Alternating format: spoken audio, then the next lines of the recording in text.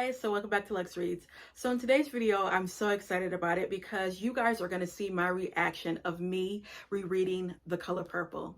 Now, it has been years since I reread this book, and when I tell you I had a blast, I have a whole nother respect and perspective on this brilliant novel by Alice Walker. So, after rereading this, I said, you know what? I want to read the other two books from this series. Now, a lot of people don't know that The Color Purple is actually a trilogy. And the second book from this series is called The Temple of My Familiar, which is Alex Walker's favorite, she stated. And then the next is Possessing the Secret of Joy. Now, I know this one's going to be really difficult to read because it talks about female mutilation. The main character is Teshi, I believe. That is Adam's wife. Adam is Celie's son, so that makes Tishi what? Celie's daughter-in-law. So yeah, this is going to be really hard. But I say all that to say, because I had such a amazing time reading The Color Purple, you know, by itself, I now want to read the second book with people. So if you guys want to read this along, please let me know. I started a book club on bookclubs.com. I'll put the link in the bio. I just started it yesterday. I will, once we get a good amount of people on there, I'll let you guys know when we will start reading the second book from the series, if you guys want. Also, too, if you want to see my reaction, you know, of me rereading both of these books, please let me know because I will dedicate a video to it. But first, let's just see if, you know, if we want to read this book together. And yeah, that's all I have. So watch my reaction, guys, because it's priceless. Bye. So guys, I am rereading The Color Purple again. I haven't read this book since I was about 19 years old. And when I tell you I am having such a great time rereading this, it feels like I am reading this for the first time. I didn't remember, I would say, some of the details in this book. I wanted to reread this book after seeing, a video of two young men watching the movie for the first time and seeing their reaction. And then I remember I was telling my sister about it, and we watched the movie. And after watching it, I said, I need to read this book again because I've seen that movie thousands of times and love it. They got robbed. I was telling my sister, I said, even the children needed Oscars because no one was memorizing them lines. You felt every emotion. There's so many. I love the dialect in this book, and it's that southern, you know, some of them southern sayings. And if you know anyone from the South or you're from the South, you know, it's some sayings that people from the South say, and it's it's so comical. My family is from the South. They're from Louisiana on both sides, and some of those sayings my grandmother would say, or the kind of mannerisms she does, it's a Southern thing, and it can, for someone that is not from the South, it can just be comical. But there are just so many scenes in here that I love, and scenes that are not even like, they're kind of like insignificant, but for some reason I just like them. It was this particular scene where Shug has come, you know, back into town, and Mista and Celie are taking care of her, mainly Celie. And the only thing, she's like, oh, I'm not hungry. I don't want any food. I just want to drink coffee and smoke cigarettes. So this scene got me. It just tickled me. It says, finally, she say, Celie, I believe I could drink a glass of water, and this here by the bed ain't fresh. I put my plate down on the card table by the bed. I'll go dip her some water. I came back, picked up my plate. Looked like a little mouse been nibbling on my biscuit. A rat ran off with the ham. She act like nothing happened. Began to complain about being tired, doze off to sleep. That got me. That just tickled me. And then this one also tickled me.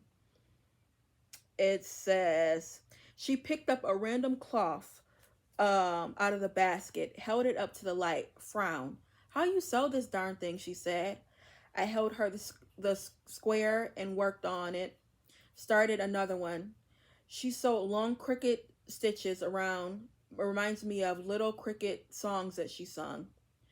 That's real good for the first try, I say. That's just fine and dandy. She looked at me and snort. Everything I do is fine and dandy to you, Miss Seeley, she say. That's because you ain't got no good sense. She laughed and I ducked my head. Like that I think the reason why it like tickles me because I literally could see, I mean, she wrote that so detailed that you literally could see Suge and Seeley sitting on that porch and her literally insulting her and Suge trying to sew. I'm like, come on, Alice, like, girl. Also, I love this passage when they are having kind of a quarrel about God. Um, it says, Dear Nettie, I don't write to God no more. I write to you. What happened to God? Asked Suge. Who that? I say. She looked at me serious. Big as the devil is you, I say. You not worried about no God, surely. She say, wait a minute. Hold on just a minute here. Just because I don't harass it like some people, you know, that doesn't mean that I don't got religion. What God did for me, I asked. She said, Seeley looked shocked. He gave you life, he gave you good health, and gave you a good woman that loved you. Yeah, I say, and he gave me a lynch daddy, a crazy mama, a low down dog, and a steppa, and a sister I probably won't ever see again. Oh my goodness. And it just goes on and on and on. I think this got me because Suge is rejected by so many people, rejected by the church, rejected by her family. And she is, you know, she's defending God, and you would think that it would be, you know, Seeley that is doing that, and it's no, it's Suge. Um, I, I just love that scene. And I think also too what I realized with Suge, you know, she knows that people, she knows what people think of her, and really she doesn't care her thing. She honestly doesn't. And I think the person that reason why she gravitate towards Mr. and Seeley, and it is, you know, she knows that they actually truly love her and truly wanted to be around her. Like she said to Seeley, you know, if I would have married anyone, it probably would have been Mr. And she said the reason why is I know that he really wanted to be with me. He really wanted to be around me. And you know, it's, she said, you know, it's, I have guys around me. It's kind of like a, you know, hit it and quit it. I know what they're about. She said the same thing with you. I know that you truly love me. And I just love that aspect. I think by reading this, I'm understanding Suge more. Because I just had her kind of in a box like, oh, she a little, you know, little loose woman, which she is, but there's more layers to her. Another thing that got me is I didn't know that because in the movie it doesn't explore it, but in the book, Mr. and Suge have kids. They actually have 3 kids together.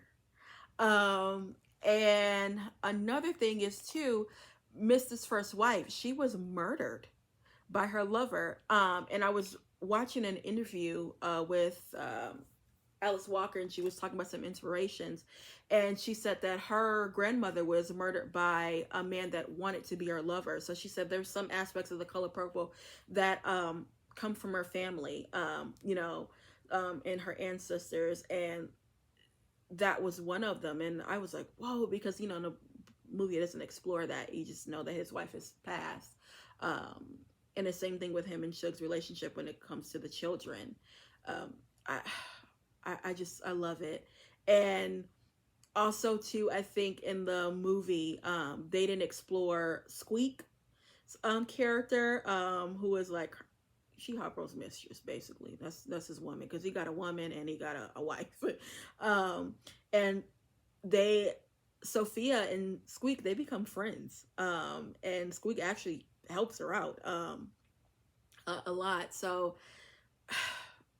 again, guys, I know a lot of people have read The Color Purple, but read it again. If you haven't read it in a long time, read it again, because you're going to be like surprised and shocked of so much that's so there's so much more in the book than it is in the movie. And the movie, like I said, is fantastic. I really did enjoy it. So I'm so glad that I did this. And guys, look at my bookmark. I said it's so fitting that I have this bookmark, and of course the tabs are purple because I'm OCD. So yeah, I just wanted to give you guys a little update about me reading The Color Purple. I'm gonna go to this bookstore called R&B Books. It's a used bookstore, and see if they have that book by not Tony Lord, Alice Walker. I don't know, I keep on forgetting that title of that book. It starts with a P. Possessive something, I don't know. I want to see if they have it. So yeah.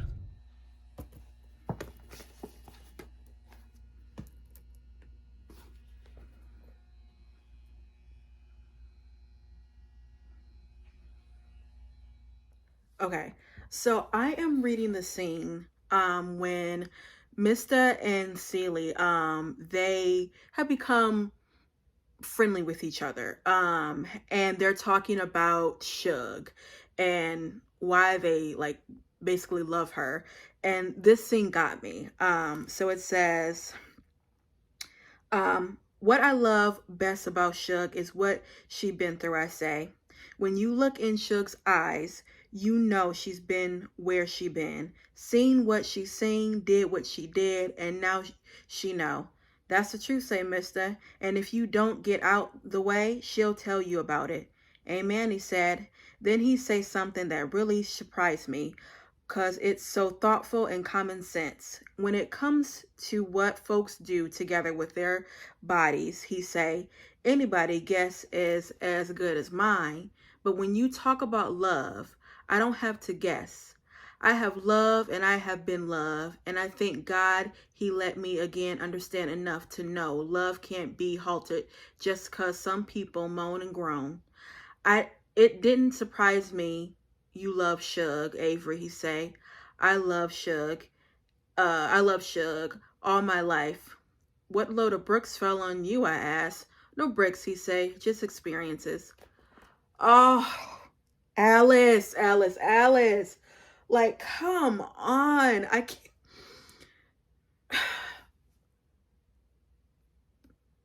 Undescribable. Like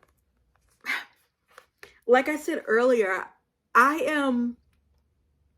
love Suge. I honestly do. And because I like understand her now.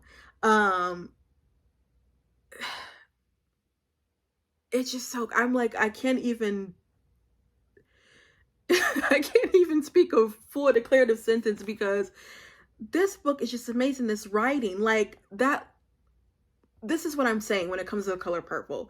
Like, just that passage, it just like transcends everything.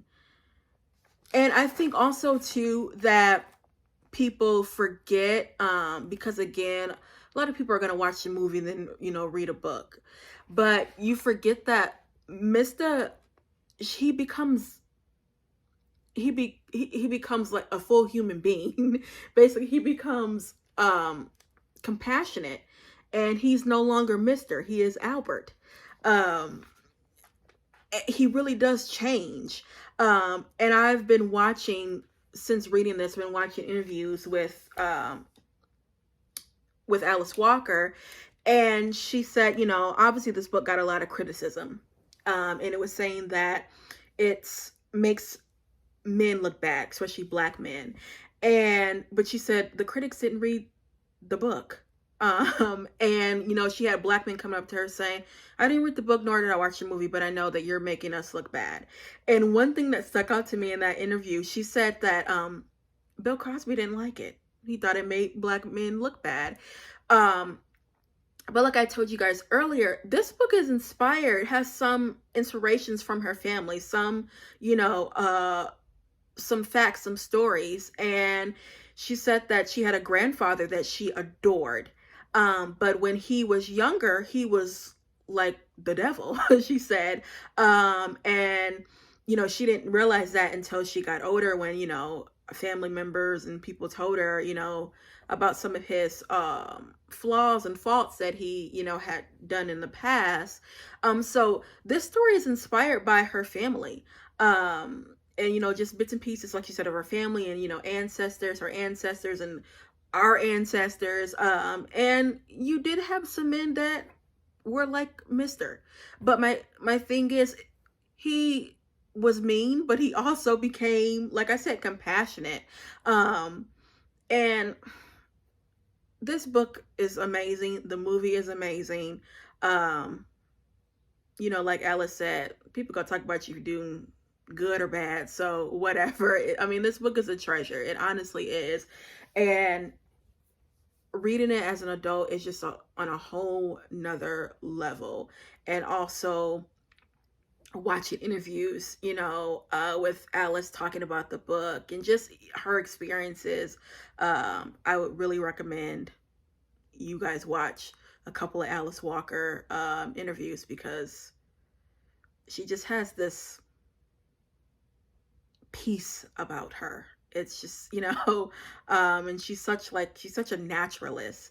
And if you do notice in The Color Purple, it talks about nature and trees and, everything that, is dealing with the outside world, is dealing with nature. She talks about it in The Color Purple. There's just so much little things that when you read it, the book, you'll see. They're like hidden gems. Because I find myself rereading passages. Yeah. I'm having a time, as you can see. So let me get back to reading.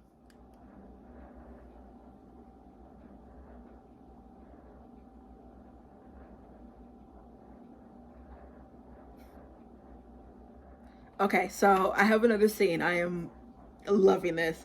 It's between Sophia and Celie, and they're talking about Harpo. So it says, he's eating more and more every day. Maybe he got a tapeworm.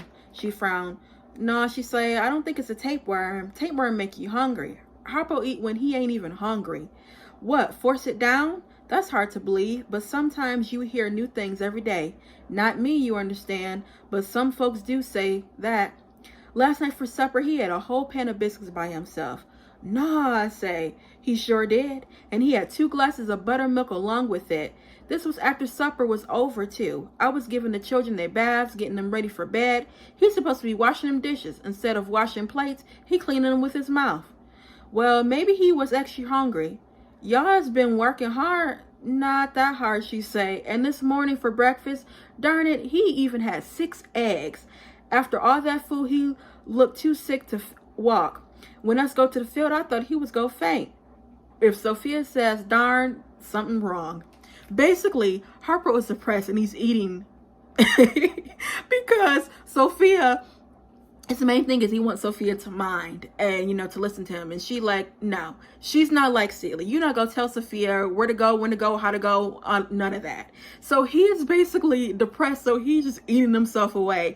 Like when a man, you hear like when usually a man beats like a woman, the woman's like, she gets all depressed. She start like losing herself, meaning not looking good, not taking care of herself, just letting herself go. That's what Harper's doing. So she's basically like doing the opposite. It's like, because clearly that Sophia like beating the brakes off of him. But then this is another scene that gets me. So it says, Dear God, Harpo staying with us this weekend, Friday night, after Mr. and Shug and me done gone to bed. I heard this somebody crying. Harpo sitting out on the steps crying like his heart gonna break. Oh, boo-hoo, boo-hoo. What happened to your eye, I asked. He clammed around in his mind for a story to tell, then fall back the truth. Sophia, he say. You still bothering Sophia, I asked.